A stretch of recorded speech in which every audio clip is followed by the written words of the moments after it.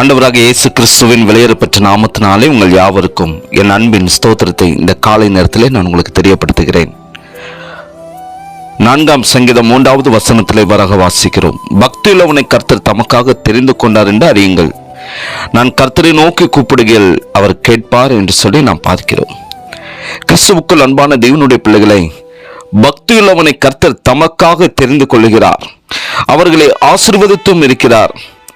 பரிசுத்த வேதாகமத்தை நாம் முழுவதுமாக தியானம் செய்கிறதான பொழுது, யார் பக்தியுடையவர்கள், கர்த்தருக்காக பயந்து அவர் வழிகள் செம்மையாய் நடந்து நீதியை நடப்பித்து இடதுபுறம் வலதுபுறம் சாயாமல் கர்த்தருக்கு உண்மையாய் ஜீவிக்கிறவர்கள், எந்த சூழ்நிலையிலும் கர்த்தரை மறுதொழியாமல் காணப்படுகிறவர்கள், இப்படிப்பட்டவர்களை கர்த்தர் தமக்காக தெரிந்து கொண்டு அவர்களை ஆசீர்வதிக்கிறவராய் காணப்படுகிறார். கர்த்தர் தமக்காக ஒரு ஜனக்கூட்டத்தை, இஸ்ரவேல் ஜனங்களை கர்த்தர் தெரிந்து கொண்டு அவர்களுக்கு தன்னுடைய வார்த்தையை தம்முடைய தாசனாகிய மோசே மூலமாக 2 கருப்பலகையில் எழுதி தன்னை சேவிக்கும்படி அவர்களுக்கு கொடுத்தார். இவர்கள் என் ஜனம், நான் இவர்களை தெரிந்து கொண்டேன் என்று அவர்களை பேர் சொல்லி அவர்களுக்கு வாக்குத்தத்த பூமியையும் கர்த்தர் கொடுத்தார். யாக்கோபே, உன்னை சிருஷ்டித்தவரும் இஸ்ரவேலை உன்னை உருவாக்கினவருமாகிய கர்த்தர் சொல்லுகிறதாவது, பயப்படாதே, உன்னை மீட்டுக் கொண்டேன், உன்னை பேர் சொல்லி அழைத்தேன், நீ என்னுடையவன்.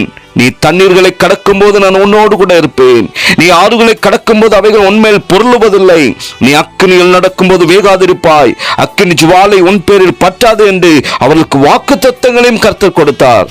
ஆனால் இந்த ஜனங்களோ கர்த்தரை மறந்து போனார்கள்.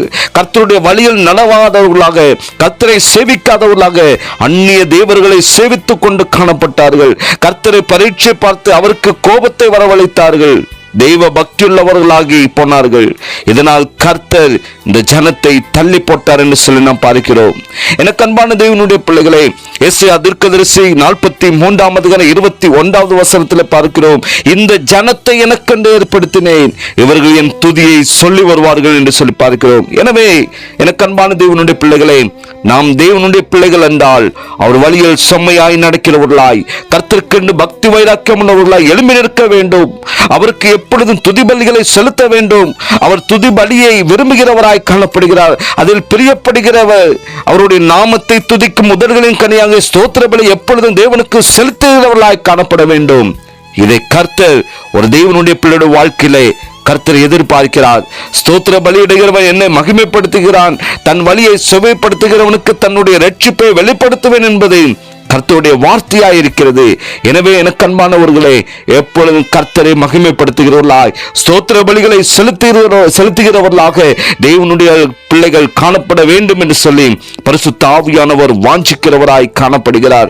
அவர் உலக தோற்றத்துக்கு முன்னே கிறிஸ்துவுக்குள் நம்மை தெரிந்து கொண்டிருக்கிறார். ஒரு சந்ததி அவரை சேவிக்கும், தலைமுறை தலைமுறையாக ஆண்டவருடைய சந்ததி எனப்படும் என்று சங்கீதக்காரர் சொல்லுகிறது போல, நாம் தான் அந்த சந்ததியாய் காணப்படுகிறோம். நாம் தான் தேவ பக்தியுள்ள ஜனங்களாய் காணப்படுகிறோம். நாம் கர்த்தருடைய பிள்ளைகளாய் காணப்படுகிறோம். நாம் அவரால் தெரிந்து கொள்ள புத்திரராய் காணப்படுகிறோம். எனவே அவரால் தெரிந்து கொள்ளப்பட்டதான நாம் ஒவ்வொருவரும் அவரை மாத்திரம் சேவிக்கிறவர்களாக நாம் காணப்படுகிறதான பொழுது, கர்த்தர் நம்ம ஒவ்வொருவருக்கும் ஒரு தெய்வீக ஆசீர்வாதத்தை நாம் ஒவ்வொருவரும் பெற்றுக்கொண்டு வாழும்படியாக கர்த்தர் கிருபை செய்கிறவராய் காணப்படுகிறார்.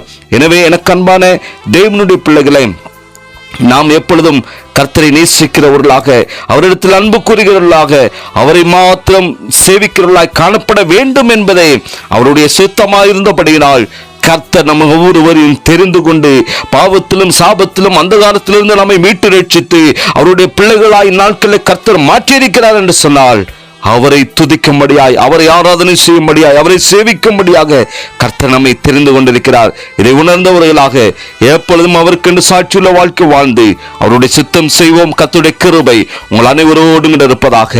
ஆமென். ஜெபிக்கலாமா? எங்களை நேசிக்கிறதான அன்பின் நல்ல தகப்பனே, அப்பா, ஆசீர்வாதங்களை கொண்டு தந்த காலை வேலைக்காக நாங்கள் உமக்கு நன்றி செலுத்துகிற ஆண்டவரே. நீர் எங்களை தெரிந்து கொண்டிருக்கிறீர். எங்களை ஒருவரை நீர் பேர் சொல்லி அழைத்திருக்கிறீர். அப்பா, தாயின் கருவில் உருவாவதற்கு முன்பதாக நீர் எங்களை தெரிந்து கொண்ட தேவனா இருக்கிறபடி நமக்கு நன்றி செலுத்துகிறோம். நீர் எங்களை தெரிந்து கொண்ட ஒரு நோக்கம் உண்டு ஆண்டவரே. அந்த நோக்கத்தையும் திட்டத்தையும் அறிந்தவர்களாக இந்த பூமிக்குரிய வாழ்க்கையிலே நாங்கள் வாழ்ந்து அப்பா எப்பொழுதும் உம்மை சேவிக்கவும், உம்மை தொழுது கொள்ளவும், உம்மை நோக்கி கூப்பிடவும் கர்த்தாவே எங்கள் ஒவ்வொருவருக்கு நீர் கிருபை செய்வீராக. அப்படிப்பட்ட கிருபைகளை தந்து என் தேவன் ஒவ்வொருவரும் வழி நடத்தும். இரட்சகர் இயேசுவின் நாமத்தில் ஜெபிக்கிற நல்ல பிதாவே, ஆமேன், ஆமேன்.